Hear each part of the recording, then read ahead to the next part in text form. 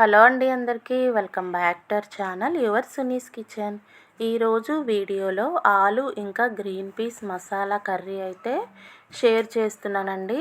దీనికి కావలసినవి అయితే నేను ఒక పెద్ద సైజు బంగాళాదుంపలు అయితే ఒక 4 తీసుకున్నాను. ఒక కప్తో అయితే గ్రీన్ పీస్ తీసుకున్నానండి. ఇవి ఫ్రోజన్ గ్రీన్ పీస్ అనమాట. మనకి గ్రీన్ పీస్ ఉంటాయి కదండీ, అవి మనం ఒలుచుకుంటాం కదా, అవి మనకి ఫ్రోజన్ కూడా మనకి మార్కెట్లో అమ్ముతారు.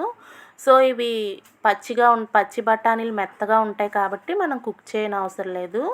కొంచెం క్లీన్ చేసుకోవాలి. నెక్స్ట్ ఏంటంటే బంగాళాదుంప ముక్కలు అనేవి ఈ సైజులో అయితే కట్ చేసుకోవాలండి. ఇంకా కావాల్సిన పదార్థాలు ఉల్లిపాయలు, పచ్చిమిర్చి, కరివేపాకు, అల్లం వెల్లుల్లి, కొంచెం కోకోనట్ పేస్ట్ అండి, కరివేపాకు, చిన్నగా తరిగిన టొమాటోలు అనమాట. ఇంకా ప్రాసెస్లోకి అయితే వెళ్ళిపోదాం.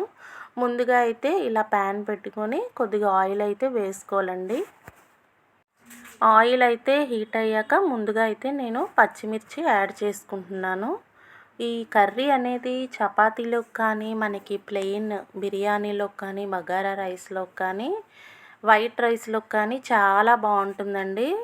టేస్ట్ అనేది అయితే రెండిటి కాంబినేషన్ అయితే చాలా అంటే చాలా బాగుంటుంది. నేను ఏ విధంగా ప్రిపేర్ చేస్తాను అనేది మీతో షేర్ చేస్తున్నాను. ఇంకా పచ్చిమిర్చి వేసుకున్నాక కరివేపాకు కూడా వేసుకొని అవి కొంచెం ఫ్రై అయ్యాక ఈ విధంగా ఉల్లిపాయలు అనేవి వేసుకొని కొంచెం బ్రౌనిష్గా ఫ్రై అవ్వనివ్వాలి.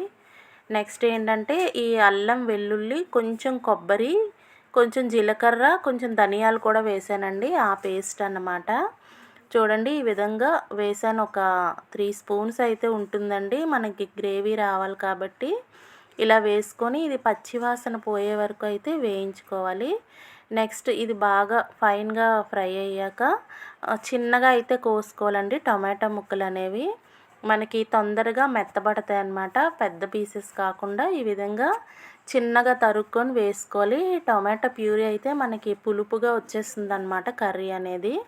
సో టొమాటో కూడా కొంచెం కుక్ అయ్యాక కొంచెం ఆయిల్ వచ్చేలా ఫ్రై అవుతున్నప్పుడు తగినంత ఉప్పు, కారం, ఇంకా పసుపు యాడ్ చేసుకోవాలి. నెక్స్ట్ అవి కూడా బాగా ఫ్రై అవ్వాలండి. మనకి ఉప్పు, కారం వేసాక కూడా టమాటో అనేది పచ్చివాసన అనేది లేకుండా అల్లం వెల్లుల్లి పేస్ట్ కానీ, టొమాటో పేస్ట్ కానీ బాగా ఫ్రై అవుతేనే మనకి కర్రీ అనేది పచ్చివాసన లేకుండా మంచి ఫ్లేవర్తో అయితే వస్తుందండి. కుక్ అవ్వకుండా ఉంటే కనుక కూర అనేది టేస్ట్ మొత్తం పోతుందన్నమాట. నెక్స్ట్ నేను గ్రీన్ పీస్ అనేవి యాడ్ చేసి కొంచెం అటు ఇటు కలుపుకొని నెక్స్ట్ ఆలు పీసెస్ కూడా ఇందులో యాడ్ చేశానండి.